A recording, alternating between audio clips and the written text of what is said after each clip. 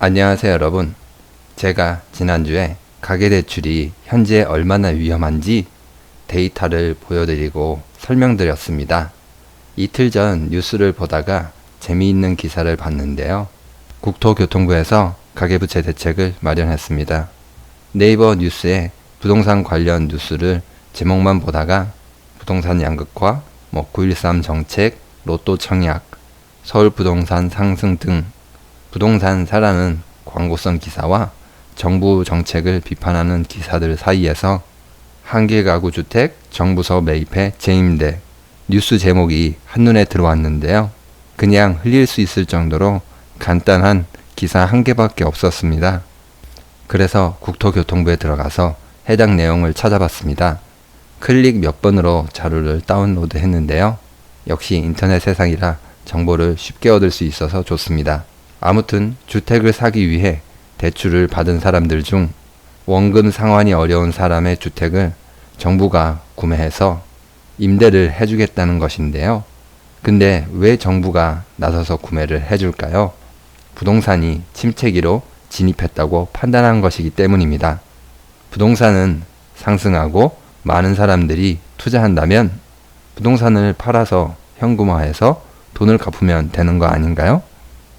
하지만 현재 시장에서도 사는 사람이 사라진 이유는 가격이 너무 비싸서 살 생각을 하지 않는 것인데요. 가격이 비싸다고 느끼는 것은 오를 만큼 올라서 중장기적으로 꼭지점에 도달했다는 것입니다. 아무튼 부동산 하락을 정부는 미리 준비한다는 것입니다. 그리고 금리를 인상하겠다는 신호입니다. 9월 26일 미국이 기준금리를 올리고 코스피에서 외국인 자금이 겨우 7일 사이에 1조 4천억이나 빠져나갔습니다. 그 여파로 코스피 지수도 10월에는 하루에 30 이상 떨어진 날도 있고 전체적으로 봐도 100포인트 이상 빠졌습니다. 이대로 우리나라 금리는 제자리이고 미국이 12월에 금리를 또 올리게 되면 주식시장에서 두세 달 외국인 자금이 계속 빠져나갈 수 있습니다. 그렇게 되면 주식시장이 정말 반토막 날 수도 있는데요. 주식시장에서 자본을 조달하는 기업들 입장에서는 매우 어렵게 되기 때문에 금리를 안 올릴 수 없습니다. 아무튼 이 정책은 금리 인상에 뛰어들기 전에 낙하산을 사서 맸다고 생각하시면 됩니다. 그렇다면 내용을 좀 더 자세히 들여다보겠습니다.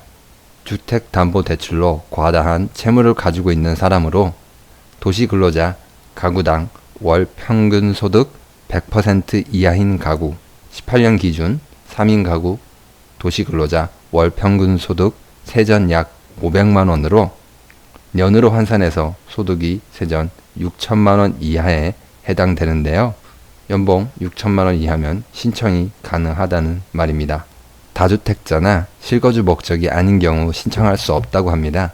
기존에 주택을 가지고 있던 사람에게 임대를 할 수 있는 우선권을 먼저 준다고 합니다. 한마디로 이사하면 이런저런 비용이 많이 드니까 가뜩이나 힘든 상황에서 어디 가지 말고 그대로 살아라입니다. 임대료는 주택 매입 가격의 50% 이내로 저렴하게, 물론 시세를 고려하지만 한번 계약은 5년으로 하니까 쫓아내지 않으니 안심하고 살라고 정부에서 배려도 해줍니다. 상황이 부득이해서 정부에 팔고 임대로 살았지만 상황이 다시 좋아져서 다시 재구매를 희망한다면 다시 재구매를 할 수 있도록 우선권도 줍니다. 그것도 최대한 저렴한 가격으로 판다고 하는데요. 감정평가 금액과 가격 상승분의 20%를 제외한 금액 중 더 낮은 금액으로 다시 구매할 수 있다고 합니다. 예를 들어 기존에 주택을 2억 원에 정부에 매각했고 5년 후 감정평가액이 2억 5천만 원으로 5천만 원이 상승했다면 상승한 5천만 원의 20%인 1천만 원을 할인해서 2억 4천만 원으로 1천만 원 저렴한 가격으로 다시 구매할 수 있다는 것입니다. 지금은 발표만 했고 11월 초부터 시행할 예정이라고 하는데요. 영상을 보시고 계시는 분들 중에 대출 받아서 집을 구매하시고 걱정하시는 분들도 계실 수 있을 것입니다.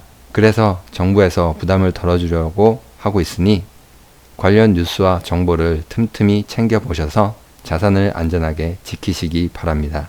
정책이 정말 꼭 도움이 필요한 분만 받았으면 좋겠는데요. 도덕성 따위는 이미 쓰레기통에 버린 영리한 사람들에게 세금 낭비가 되지 않았으면 하는 바람입니다. 그리고 정치 이야기 조금만 하자면 부동산 자산 비중이 높은 우리나라 특성상 가계부채가 폭발해서 부동산 가격 하락으로 중산층 표를 잃을까 무서워서 펼치는 정책이 아니기 바랍니다. 또 이전 정부나 지금 정부 서로 책임 돌리면서 싸우지 않으셨으면 좋겠습니다. 누군가의 탐욕으로 집값을 감당하지 못해서 포기하는 것에 익숙해진 세대들에게 좀 더 따뜻한 손길이 있었으면 합니다. 중산층도 중요하고 청년층도 다 중요합니다. 차별이다 이런 소리 안 생겼으면 좋겠습니다. 부동산 관련 기사 중 대출 이자 비용에 관한 통계가 있어서 같이 한번 보겠습니다. 직방에서 만든 통계 자료입니다.